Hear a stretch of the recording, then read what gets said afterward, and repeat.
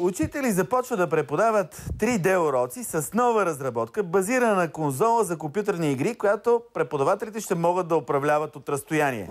Електронното обучение пести пари, много по-скъпо излиза оборудването на компютърни зали, отколкото няколко интерактивни дъски. Повече за това ни разказва Мариана Закова, директор на 137-мо училище. Аз мисля, че това абсолютно изчерпва целият разговор. Ние го писахме с тия две изречения. Въобще не. Не е ли? Не е така. Добре, искате да ни демонстрирате този метод? Чак целият метод не, но... Дайте да видим какво трябва да помагам аз. Дайте и други хора да дойдат тук да помагат. Нищо няма да помагаме. Значи аз ще покажа само Kinect-а и нещото, което ще покажа, тъй като не мога да го демонстрирам в студиото това нещо, защото трябва и разстояние за това. Специално. Ето тук на този слайд ще го покажа как бих могла да го ръководя тук и ще обясна как би могло да бъде дайте една камерка да бръкне и да гледа тук какво се случва. На видеото мога да обясна това видео, което ще бъде пуснато ето там, как всъщност бих могла да го направя, ако съм в учебната стая. Така?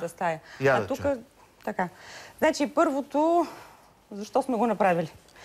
Защото искаме българското образование да е модерно и да е конкурентно способно. Въпрос на иновативен мениджмънт на всеки директор за своето училище. Бяхме на Международния форум. Да, слушам ви. Някой от тази страна е така да го види. Ако може, разбира се. Така, какво? Бяхте на изложение? Бяхме на Световния форум на Microsoft Corporation във Вашингтон. Така. Където в момента сме пионери, патфайндери, както ги наричат там. И ние се борим за ментори в иновациите в образованието за България. Дайте, разкажете ни какво представлява този метод. Там този метод аз го видях и реших, че може да бъде в нашето училище. За какво ни е 3D в образованието?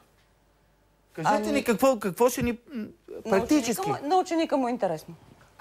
Ето, практически. Значи на хората им става интересно. Защото ученика участва в урока. Я да видя. Покажете ми как става това нещо. Значи, ако аз трябва тук да го покажа, на това най-напред, представете си, че аз съм учител по астрономия. Така. И трябва да преподавам Слънчевата система. Няма да го направя, като сложа Гошко и Пешко и ги върта Слънцето около. Нали? Това от Килийното училище. Така.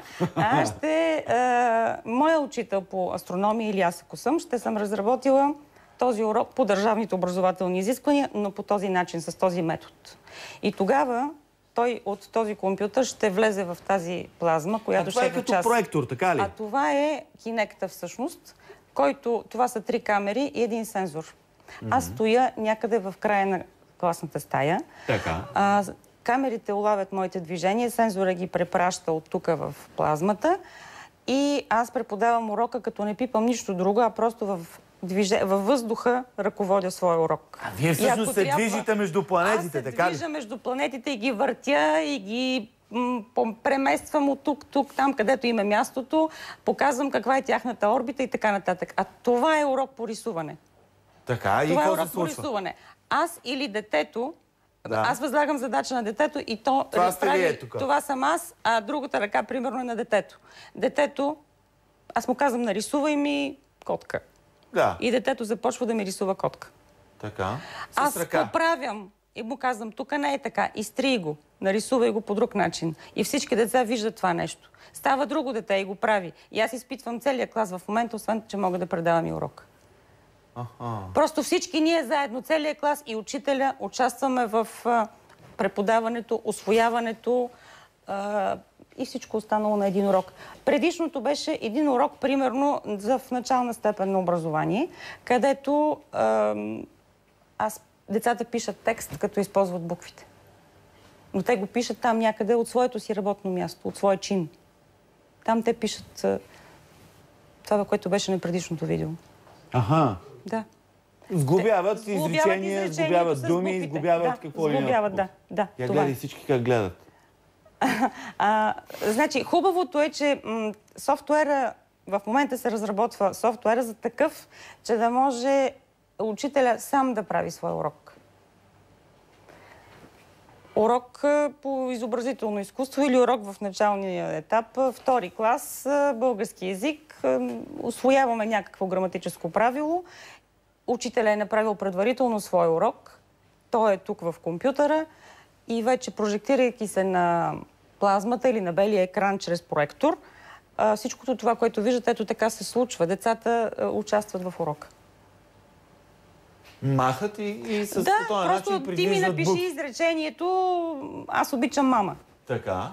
И децата, едно или всичките, или там както и да е, както аз съм си измислила урока, значи това е рекламен урок, така да се каже, но аз ще го направя така, че този урок да прилича на урок. В това листчето, където ми бяха написали моите хора, се казва, че е по-лесно да се направи това нещо, отколкото да се оборудва. Абсолютно да. С компютри целия клас. Аз го купувам това нещо, което е точно толкова, колкото един компютър. Цялата система струва толкова, колкото един компютър. Значи аз вместо да купя да имам една зала, в която всичките класове в моето училище ще влизат в нея. Трябва да се прави специална програма за това. То учителя си взема това нещо, отива в своята класна стая и преподава урока. И всичките деца нямат нужда да имат компютрите, просто си участват в този урок. И те са вътре в него. Има ли в 137 свободно място за ученици? Много трудно, защото нещо много Аз ще седя на края до вратата. Тя сега вратата къде е? Защото едно време беше отзад. Пак ли е там? Или отпред? Не, сега е отпред, от към метрото, за да може много лесно учениците. Не, говоря за класната стая. От коя страна е вратата? Като има и отстрани, има и отзад, от всякъде. В смисъл, аз ще седа някъде, където мога веднага да изляза, да се махна бързо. Ами като започнем първите уроци, ще ви поканим да бъдете част от тях, за да видите наистина как ще се случва в класната стая. Аз мисля, че някъде през пролетта можем да ги започнем. Добре. Успех ви пожелавам. Благодаря.